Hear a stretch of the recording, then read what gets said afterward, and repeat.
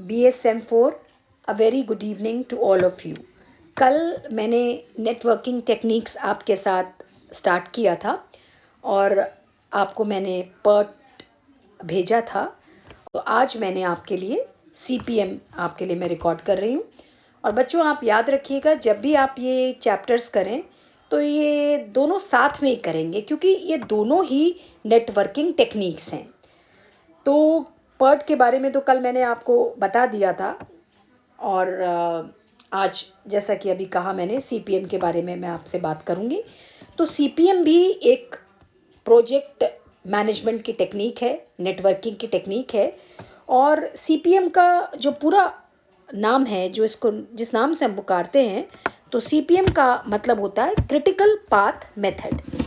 Critical path method, इसको हम हिंदी में आलोचनात्मक विकट पथ पद्धति भी कहते हैं। आलोचनात्मक विकट पथ पद्धति, और एक और नाम से हम इसको पुकारते हैं, और वो नाम है महत्वपूर्ण पथ विधि। तो एक और बात मैं आपसे बीच में बोल दूं कि जब आपको मैंने नोट्स कल ही भेज दिए थे, जब आप इस रिकॉर्डिंग को सुनेंगे तो हो सकता है इसमें मैंने कुछ एक आध चीज़ें और ऐड करी हैं।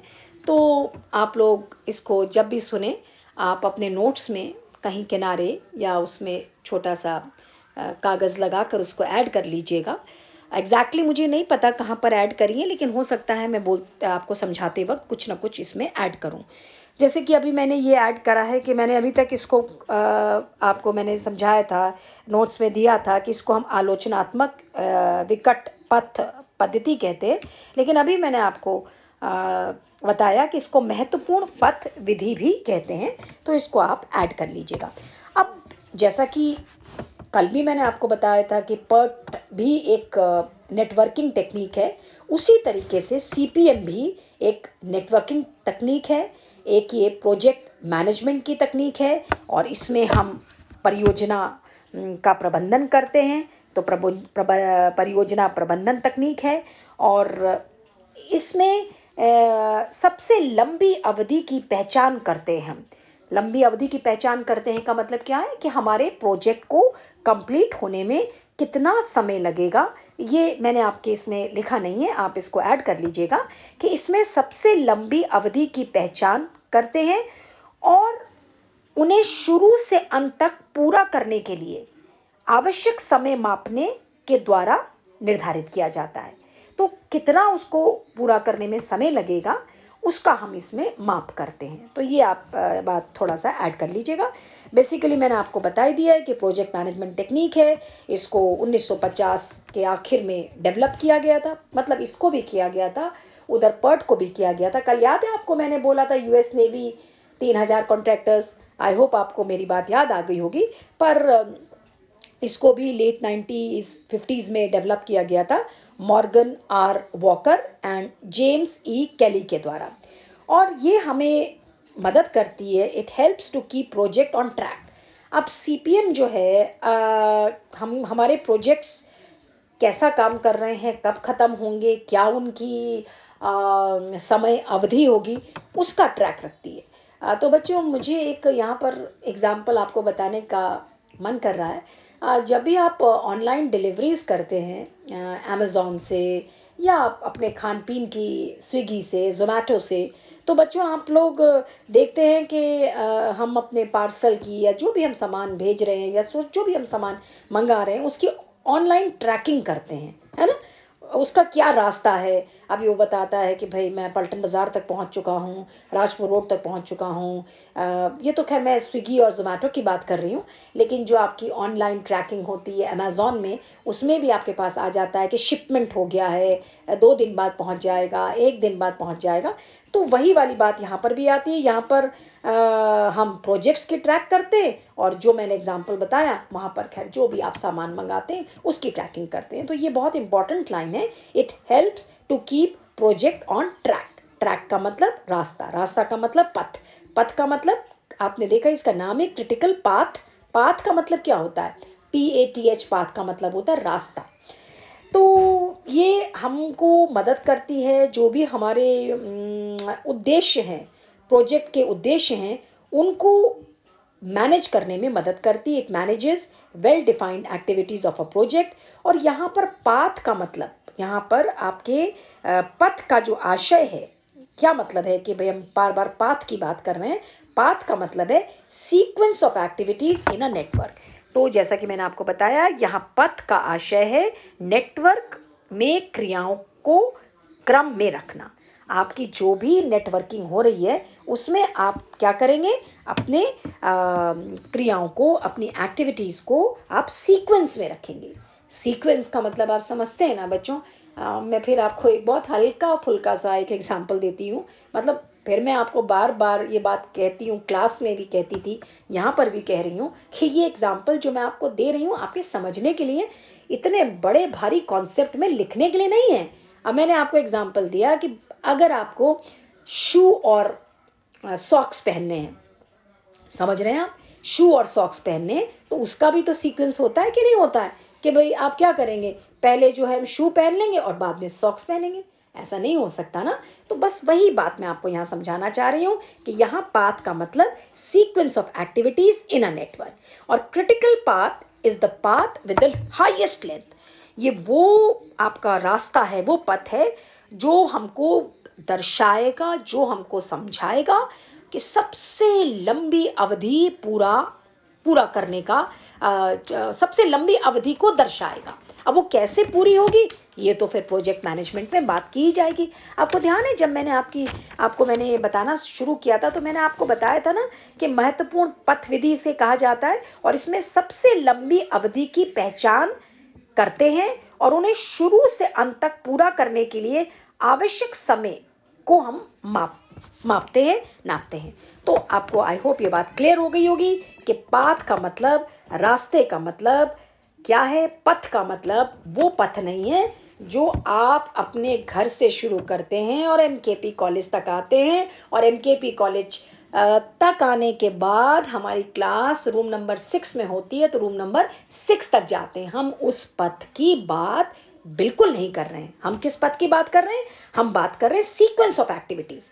एक के बाद एक क्या सीक्वेंस था, क्या आपका क्रम था, हम उसकी बात कर रहे हैं। और ये सारी की सारी बातें प्यारे बच्चों किससे जुड़ी हुई हैं, आपके प्रोजेक्ट से जुड़ी हुई हैं। आपके प्रोजेक्ट से मतलब कौन से प्रोजेक्ट, जो आपने जो भी कोई आपने डेवलपमेंट के लिए एक प्रोजेक्ट लिया है, आपने लघु उद्योग का प्रोजेक्ट लिया है, आपने बड़े उद्योग का प्रोजेक्ट लिया है, हम उस प्रोजेक्ट की बात कर रहे हैं। तो आई होप आपको यहाँ पर समझ में आ गया होगा कि 1950s के लेट में ये प्रारंभ करी गई थी, प्रतिपादन हुआ था इसका, और ये प्रोजेक्ट्स को कैसे हम ट्रैक में रखें।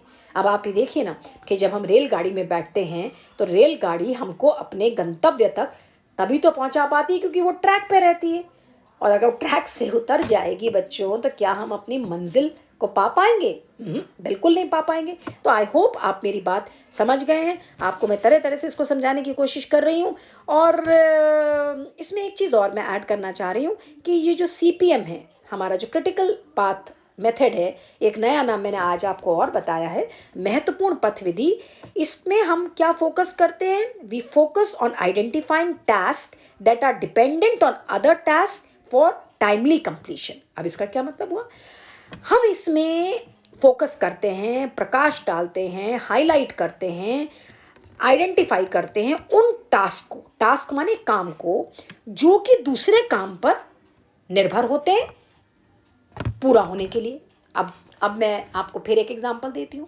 माना हमने BSM 4 के बच्चे, प्यारे प्यारे बच्चे हमारे सामने जो बैठे हैं, बैठे तो नहीं है खैर आज, जो बैठते हैं रूम नंबर 6 में, हम सब ने मिलकर एक प्रोजेक्ट डिजाइन करा कि हम लोग कॉलेज के लिए कुर्सियां बनवाने का काम किसी को देंगे या बनवाएंगे।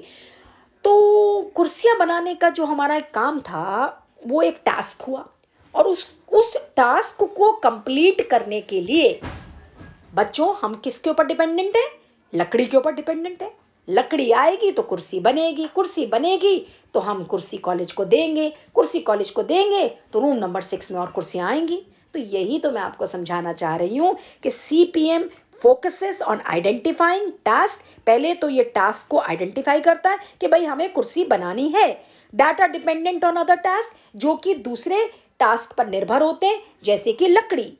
For timely completion. और ये भी बात है कि एक टास्क जो दूसरे टास्क पर निर्भर होता है ताकि वो समय अवधि में पूर्ण किया जा सके, उसी सब के बारे में हम सीपीएम में पढ़ते हैं। तो आई होप आपको समझ में आ गया होगा कि सीपीएम क्या है, और पाथ का मतलब सीक्वेंस ऑफ एक्टिविटीज है। बार बार मैं आपको समझाना चाह रही हूं कि सीक्वेंस है, सीक्वेंस में हम बात करते हैं कि एक के बाद क्या एक्टिविटी आती है, उसको हम सीक्वेंस कहते हैं। अब हम बहुत ही जल्दी से इसके फीचर्स की बात कर लेंगे, और फीचर्स आप देखेंगे क्योंकि दोनों पर्ट भी और क्या कहते हैं सीपीएम भी दोनों नेटवर्किंग टेक्निक्स हैं, तो फीचर्स कहीं ना कहीं आपको मिलते हुए नजर आएंगे। सबसे पहला फीचर है it is also a project management technique. ये भी परियोजना प्रबंधन तकनीक है, बिल्कुल इसमें कोई समझने की बात नहीं है। It is a statistical tool, ये एक सांख्यिकीय उपकरण है। कल मैंने आपको इसके बारे में बता ही दिया था कि हमको डाटा इकट्ठा करना होता है। डाटा जो होता है हमारा बहुत परफेक्ट होना चाहिए, बिल्कुल सिस्टमैटिक होना चाहिए। अब अगर हम कुर्सी बनाने का काम लेंगे तो हम ये थोड़ी कहेंगे भाई बना दो कुर्सियां।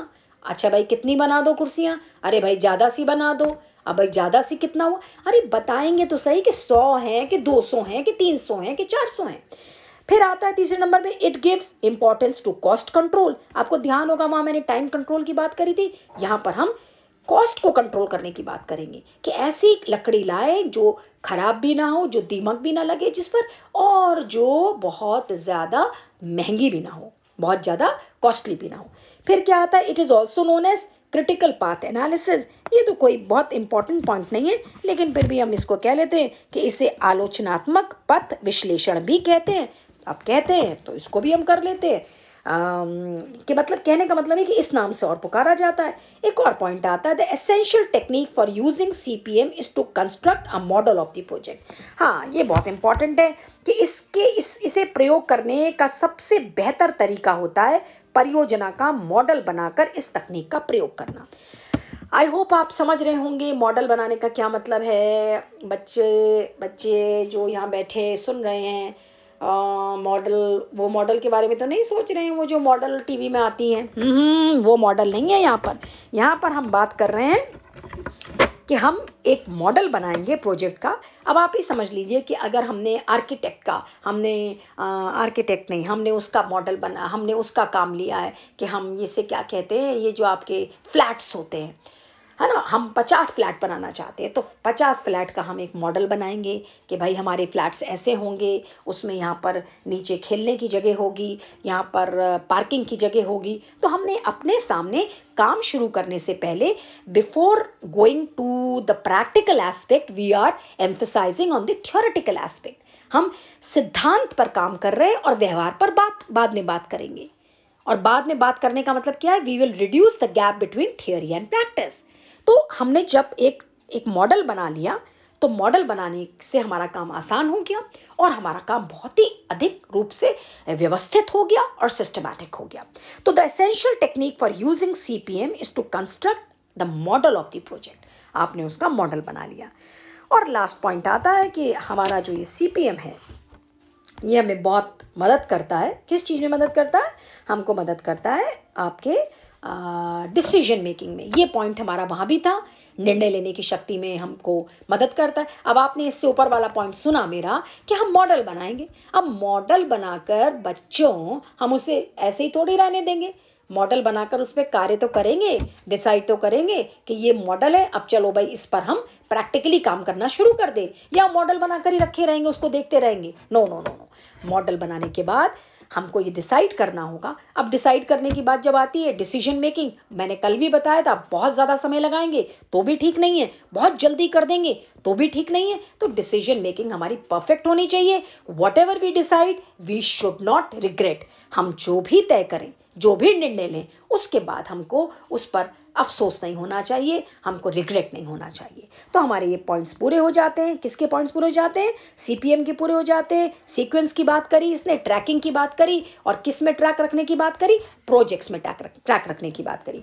अब बार बार मैंने देखा जब पिछले साल के क्वेश्चन पेपर में ये पूछा जाता है कि पर्ट और सीपीएम के बीच में अंतर क्या होता है, तो अंतर भी हम जल्दी जल्दी आपको अंतर भी बता देते हैं कि अंतर क्या होता है। पर्ट जो है it is a event oriented आपका प्लानिंग है या मैनेजमेंट टेक्निक है, और ये एक्टिविटी ओरिएंटेड है। इवेंट ओरिएंटेड का मतलब क्या हुआ कि ये इसका जो है ये घटना आधार होता है और ये गतिविधि आधार होता है। तो पर्ट जो है किसी घटना के ऊपर आधारित होता है, आपके इवेंट के ऊपर आधारित होता है, और ये किसी एक्टिविटी के ऊपर आधारित होता है। एक्टिविटी का मतलब किसी क्रिया, ये घटना के ऊपर, ये क्रिया के ऊपर। फिर क्या बात आता है, पर्ट जो है आपका ज्यादा प्रयोग करा जाता है। It is best used for research and development projects. अनुसंधान के प्रोजेक्ट्स में इसका प्रयोग किया जाता है, डेवलपमेंट के प्रोजेक्ट्स में इसका प्रयोग करा जाता है, और ये जो प्रयोग करा जाता है non research projects. Non research projects का मतलब क्या होता है बच्चों? नॉन रिसर्च प्रोजेक्ट्स का मतलब होता है जिसमें हमें रिसर्च की बहुत ज्यादा आवश्यकता नहीं होती। अब जैसे कंस्ट्रक्शन का प्रोजेक्ट है, उसमें हमें कोई रिसर्च थोड़ी करनी है। अब आप ये देखिए ना कि मैंने कल भी आपको एग्जांपल दिया था कि कोविड-19 से हम घिरे हुए हैं, तो अगर हम उसकी वैक्सीन बनानी है तो उसमें हमें रिसर्च करनी पड़ेगी, तो उसमें हमें पर्ट की टेक्नोलॉजी इस्तेमाल करनी पड़ेगी, ना कि सीपीएम की। सीपीएम अब कंस्ट्रक्शन है या इस तरह के काम है, सड़क बनाने का काम है, बहुत ज्यादा इसमें हमें रिसर्च की आवश्यकता नहीं होगी। वही सीमेंट लगेगा, वही कार का क्या होता है वो जो कारतोल लगेगा, एंड सो ऑन। तो ये बात आप समझ गए, पर्ट में रिसर्च की आवश्यकता होती है और सीपीएम में रिसर्च की आवश्यकता बहुत ज्यादा नहीं होती है। फिर क्या बात आती है? फिर आती है पर्ट जो है it is used where nature of job is non repetitive. Where nature of job जो है आपका कैसा है? नॉन रेपिटेटिव है, और ये नेचर ऑफ जॉब रेपिटेटिव है। किसके लिए कह रही हूँ? सीपीएम के लिए। पहले मैं आपको इसको हिंदी में बता दूं कि जो पर्ट है ये वहां प्रयोग किया जाता है जहां व्यवसाय का स्वभाव गैर पुनरावृत्तीय नॉन रेपिटेटिव होता है और पुनर्वृत्तीय होता है। तो अब रेपिटेटिव और नॉन रेपिटेटिव का क्या मतलब होता है? पर्ट को हमने क्या कहा? नॉन रेपिटेटिव, और सीपीएम को हमने क्या कहा? रेपिटेटिव। रेपिटेटिव और नॉन रेपिटेटिव समझ रहे हैं ना? रेपिटेटिव का मतलब जिसका बार बार पुनरावृत्ति हो, जिसका बार बार रिपीट हो, जो बार बार दोहराए, जो बार बार रिपीट हो। तो पर्ट जो है ऐसी जॉब्स में ज्यादा प्रयोग करा जाता है, ऐसी जॉब्स के प्रोजेक्ट में ज्यादा इस्तेमाल किया जाता है जो नॉन रेपिटेटिव होते हैं। अब नॉन रेपिटेटिव का मतलब जैसे कि अब मैं आपको क्या एग्जांपल दूं, जैसे ज्वेलरी मेकिंग है ना, ये बहुत ज्यादा नॉन रेपिटेटिव नहीं है। जो डिजाइन्स हैं आपने देखा होगा कि बहुत ज्यादा उसमें हमारा रेपिटेशन, मैंने ये नहीं कहा कि बिल्कुल नहीं होता, बहुत ज्यादा नहीं होता है। और रेपिटेटिव का मतलब जो बार बार दोहराया जाए, जैसे कि आपकी फार्म एक्टिविटीज हैं, लेबरर्स हैं, आपके बैंक टेलर्स हैं, बैंक में जो आपको बताते हैं, कॉल सेंटर ऑपरेटर्स हैं, ये आपके रेपिटेटिव हैं। तो क्या मैंने समझाया? पर्ट जो है जहां पर इस्तेमाल किया जाता है जहां पर आपके व्यवसाय का स्वभाव नॉन रेपिटेटिव है, और सीपीएम इस्तेमाल करा जाता है जहां आपके व्यवसाय का स्वभाव रेपिटेटिव है ना? Repetitive non repetitive, I hope आपको क्लियर हो गया होगा।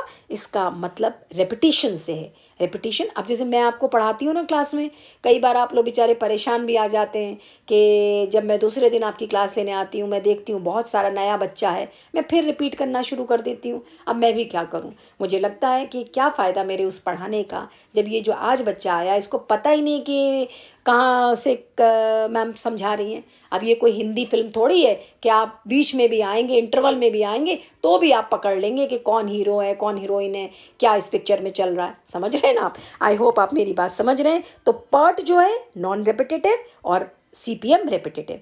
फिर आता है आपका एक और डिफरेंस आता है, पर्ट जो है it deals with unpredictable activities, और सीपीएम प्रिडिक्टेबल एक्टिविटीज।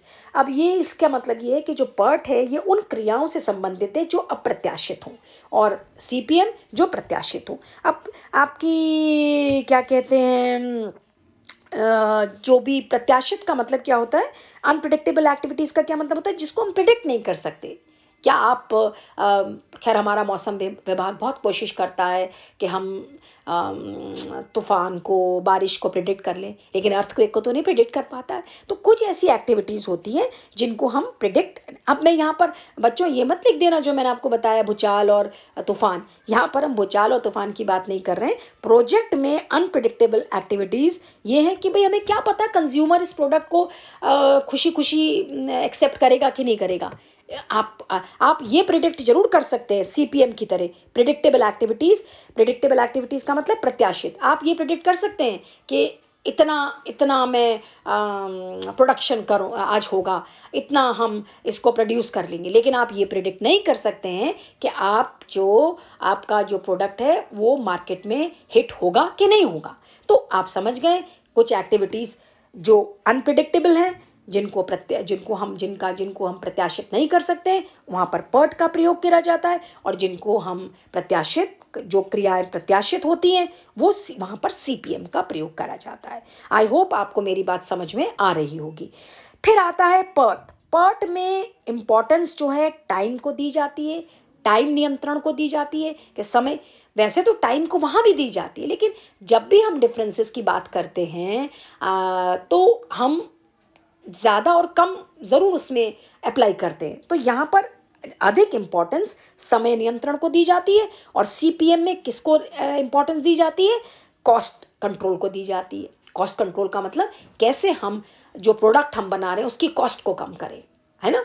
कॉस्ट को कम करने का मतलब, अगर आपके पास ये सीएफएल बल्ब्स लगे हैं या एलईडी लगे हैं, तो उनकी प्राइस कम आ रहा है ना। आपके नॉर्मल बल्ब जो एक जमाने में जला करते थे, तो अगर उनका प्राइस कम आ रहा है बच्चों, तो तय बात है उसकी कॉस्ट भी तो कम आई होगी ना। तो वही वाली बात है यहां पर भी आती है कि पर्ट टाइम कंट्रोल, समय नियंत्रण की बात करता है, और ये किसकी बात करता है? ये लागत नियंत्रण की बात करता है। अच्छा, अब ये थोड़ा सा और लंबा सा पॉइंट है, नहीं लंबा तो नहीं है, पर हाँ, there is 3 times estimate in PERT. अब पर्ट में जो है 3 समय संबंधित अनुमान लगाए जाते हैं।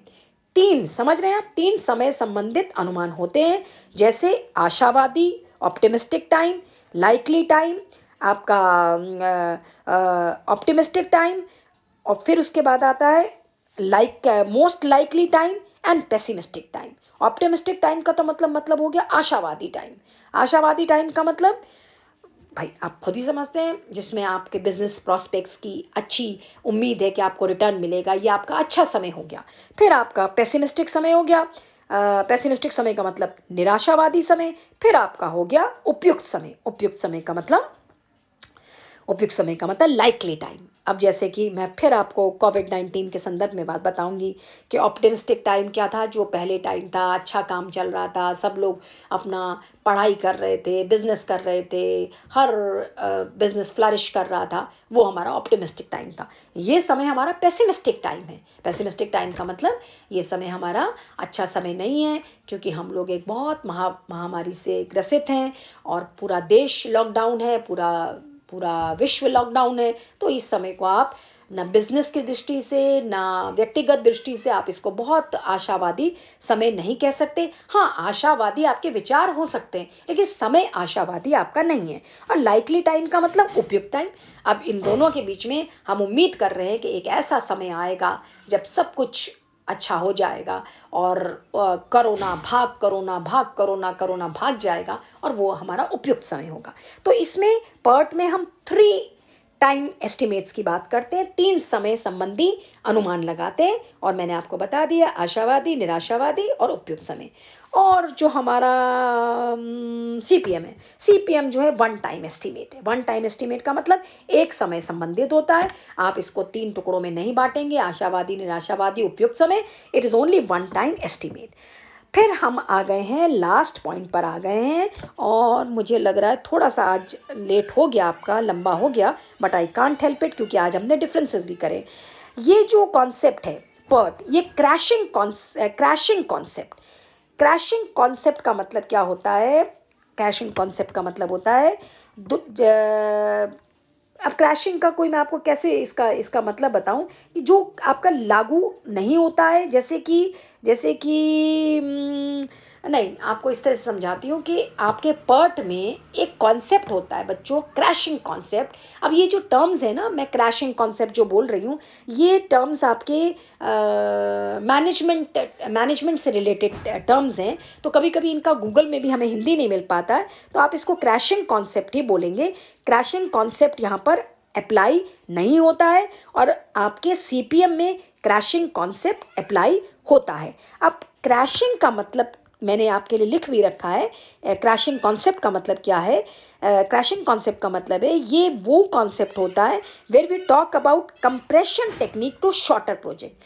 आप एक ऐसी तकनीक का प्रयोग करते हैं जैसे कि दबाव तकनीक, जिससे कि परियोजना की अवधि कम कर दी जाती है। अब मैं आपको इसको ऐसे समझाती हूँ, I will make it clear, कि अगर आपके पास बड़ी सी थैली है और बड़ी सी थैली में आप सामान भर रहे हैं और अगर आप उसको दबाएंगे नहीं तो ऊपर तक सामान आ जाएगा। लेकिन अगर आप देखते हैं कि कई बार हम उसको नीचे ज़मीन पर रख कर और उसमें ऊपर से हाथ लगाकर हम उसे क्रैश करते हैं, दबाव डालते हैं, तो हमारा सामान काफ़ी नीचे सेटल हो जाता है। तो हम उसको क्रैशिंग दबाव तकनीक कहते हैं कि नहीं कहते हैं? आई होप आप मेरी बात समझ गए होंगे कि क्रैशिंग का मतलब क्या होता है। तो आपका जो पर्ट है ये क्रैशिंग कॉन्सेप्ट यहाँ पर अप्लाई नहीं होता है। आप ये नहीं कर सकते हैं कि भाई आपने लेबर की डिमांड को दबा दिया, आपने रॉ मटेरियल की डिमांड को दबा दिया, आपने कंज्यूमर के नंबर को दबा दिया। ये क्रैशिंग कॉन्सेप्ट नहीं है।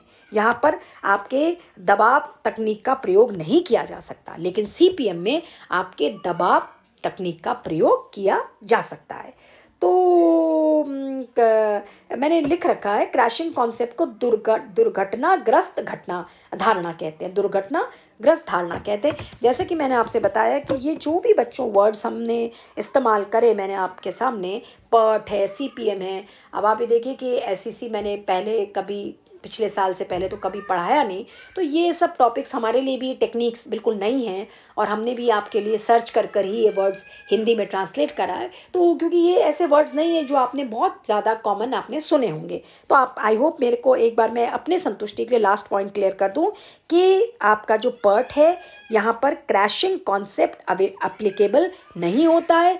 क्रैशिंग कॉन्सेप्ट सीपीएम में एप्लीकेबल होता है। अब ये क्रैशिंग कॉन्सेप्ट का मतलब क्या होता है? ये क्रैशिंग कॉन्सेप्ट का मतलब होता है दबाव तकनीक। दबाव तकनीक, अब दबाव तकनीक में हम आपको बता सकते हैं जैसे कि हमने किस चीज को कम कर दिया, समय की अवधि को कम कर दिया। ये हमारी दबाव तकनीक के अंतर्गत आता है कि भाई मुझे ये प्रोजेक्ट 2 साल में कंप्लीट करना था। हमने जो हमारी क्रैशिंग कॉन्सेप्ट के द्वारा, क्योंकि यहाँ तो अप्लाई हो रहा है ना सीपीएम में, हमने अपने क्रैशिंग कॉन्सेप्ट के द्वारा समय को 2 साल से कम कर हमने क्या कर दिया, थोड़ा सा 2 साल से कम कर 1.25 साल कर दिया, 1.5 साल कर दिया। समझ रहे ना? तो और क्रैशिंग कॉन्सेप्ट को हम बोलते हैं दुर्घटनाग्रस्त धारणा।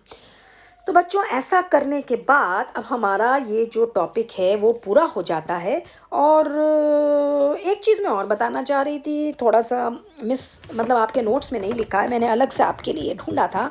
ये जो सीपीएम जो है, जो आज मैंने टेक्निक समझाई है, कल मैंने पर्ट समझाई थी, आज सीपीएम टेक्निक जो समझाई है, इसका इस्तेमाल ऐसी इंडस्ट्रीज में करा जाता है जहां पर जो ऐसे प्रोजेक्ट्स लेते हैं जो हाईली कॉम्प्लेक्स प्रोजेक्ट्स होते हैं। आप इसको, मैं धीरे धीरे बोलती हूँ, आप सुन लीजिए, बाद में अपने नोट्स में ऐड कर दीजिएगा। CPM is used in most industries that undertake highly complex project.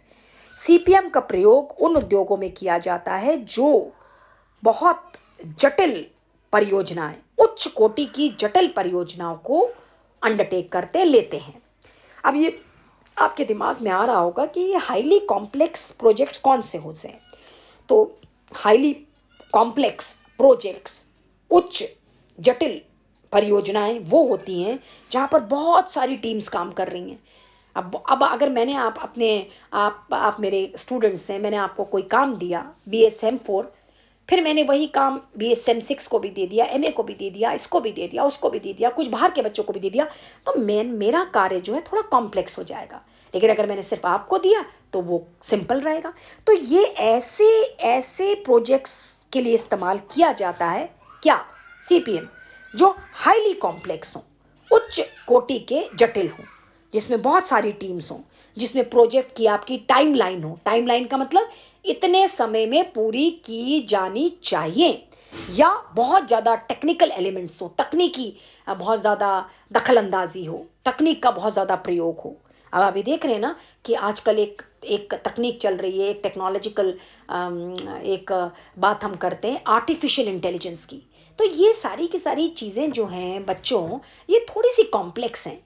अगर आप देखिए गूगल में आप लोग एक माइक आता है जिसमें कि आप बोलते हैं, तो आप यहाँ से बोल रहे हैं, वो फटाफट टाइप कर रहा है, आपको ढूंढ कर दे रहा है। I mean it is not simple. जो टेक्नोलॉजी उसके अंदर होगी वो सिंपल टेक्नोलॉजी नहीं होगी। तो ये भी CPM is used in most industries that undertake highly complex project। ये उन उद्योगों में प्रयोग किया जाता है जो बहुत उच्च कोटि के जटिल प्रोजेक्ट्स होते हैं। अब जैसे आपको मैं जब तक एग्जांपल नहीं दूंगी शायद आपको बात समझ में ना आए। Aerospace, defence. अब ये एरोस्पेस क्या होता है? अंतरिक्ष। डिफेंस क्या होता है? आपका ये जो हमारा रक्षा से जुड़ा जो भी हमारा विभाग है, डिफेंस।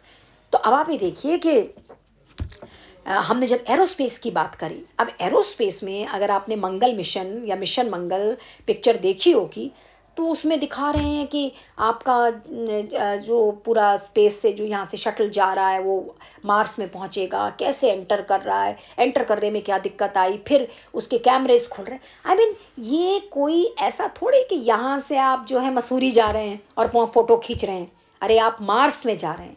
तो एरोस्पेस से जुड़ी, डिफेंस से जुड़ी, डिफेंस में आप देखते हैं कि ऐसे ऐसे हमारे पास रॉकेट्स हैं जो सामने दुश्मन के रॉकेट्स में से निकलने वाली जो भी गोलियां हैं उसको वहीं खत्म कर देते हैं। आई मीन हाईली टेक्निकल जिनको कहना चाहिए। तो CPM जो है वो वहां पर प्रयोग करा जाता है जो आपके हाईली टेक्निकल होते हैं और जो कि हाईली कॉम्प्लेक्स होते हैं, जैसे कि एरोस्पेस बताया मैंने, जैसे कि मैंने आपको क्या बताया, डिफेंस बताया, एटसेट्रा एटसेट्रा। तो आई होप आपको मेरी बात समझ में आ गई होगी बच्चों। आज का लेक्चर मैं नहीं चाह रही थी कि आपके लिए लंबा हो, आप भी तो मेरी आवाज़ सुन सुनकर परेशान आ जाएंगे, लेकिन अब मैंने आपसे पहले भी कहा था यही एक तरीका है आपसे जुड़े रहने का। कोरोना ने तो इतना मुश्किल कर दिया है, ना कॉलेज खुल रहा है ना कुछ हो रहा है, लॉकडाउन। लेकिन अब क्या कर सकते हैं, अगर हम लॉकडाउन को फॉलो नहीं करेंगे तो बहुत जान को खतरा है। तो सोशल डिस्टेंसिंग तो रखनी ही रखनी है बच्चों हमें, और अपना कॉलेज का जो काम है हम घर से करेंगे, आपको यहीं से पढ़ाएंगे। और थोड़े दिनों में हमें आशावादी होना है ना, 3 टेक्निक्स की बात करी थी, आशावादी, निराशावादी, उपयुक्त। हमें आशावादी होना है कि भाई ये जो समय है ये भी बीत जाएगा, अच्छा समय आएगा। और तब तक आप लोग मेरी रिकॉर्डिंग सुनते रहना। मैं MA की क्लास जूम पे लेती हूँ, लेकिन आप लोगों के साथ संभव नहीं है। आप लोग 150 बच्चा कैसे जूम पर आएगा, है ना? तो इसलिए इसी तरह से हम पढ़ाते रहेंगे। जहाँ आप बोर होंगे आप वहाँ पर रोक दिया करिए, बाद में सुन लिया करिए, ठीक है ना? तो दोनों टेक्निक्स मैंने बताई। एक चीज़ मैं बताना चाहती हूँ, पुरानी रिकॉर्डिंग जो मैंने पर्ट की भेजी थी, तो पर्ट को बाय स्लिप ऑफ टंग थोड़ा सा ऐसे गलती से मेरे से निकल गया, project evaluation and review technique है, वो एक बार कहीं गलती से रेवेन्यू टेक्निक निकल गया। अब मैं भी क्या करूं बच्चों, रेवेन्यू भी मैं ही पढ़ा रही हूं, रेवेन्यू भी हमारे ये अर्थशास्त्र से जुड़ा है, आपसे जुड़ा है। रेवेन्यू माने आय। तो जैसे कभी कई बच्चों का नाम गलत ले देते हैं ना, इसी तरह से मैंने सोचा आपको यहाँ पर बता दूं, क्योंकि आपको मैंने एक बात कही और आप मेरी बात सुनेंगे। मुझे उम्मीद है कि आप ये दोनों टेक्निक्स जब भी करेंगे, दोनों रिकॉर्डिंग्स चाहे थोड़ा बोरिंग लगे चाहे कुछ भी लगे, दोनों साथ में सुनिएगा, क्योंकि एक ही चैप्टर के तहत आती हैं। Networking techniques, PERT, project evaluation and revenue, sorry देखो फिर रेवेन्यू बोल रही थी मैं, project evaluation and review technique, और दूसरी है CPM। Is it all right? मैंने हिंदी इंग्लिश में आपको दोनों नोट्स दे दिए हैं, और अब कल मैं सोचती हूँ आपके साथ कौन सा चैप्टर मैक्रो का लेकर आऊँगी। और तब तक के लिए गुड बाय, बी सेफ, अपना ध्यान रखिए, और ईश्वर से प्रार्थना करिए, गॉड से प्रेयर करिए कि ये समय जल्दी से बीत जाए, सो दैट आप तो खैर अब तो क्लासेस हमारी मुश्किल हैं। अब आप हमको सेमेस्टर 5, सेमेस्टर 6, अब तो सेमेस्टर 5 प्रमोटेड होकर दिखेंगे। लेकिन सारी कहानी तो ये है कि प्रमोट कैसे होंगे, जब एग्ज़ाम होंगे तभी तो होंगे। और एग्ज़ाम के लिए हमें क्या करना है, अपनी पढ़ाई को कंटिन्यू रखना है।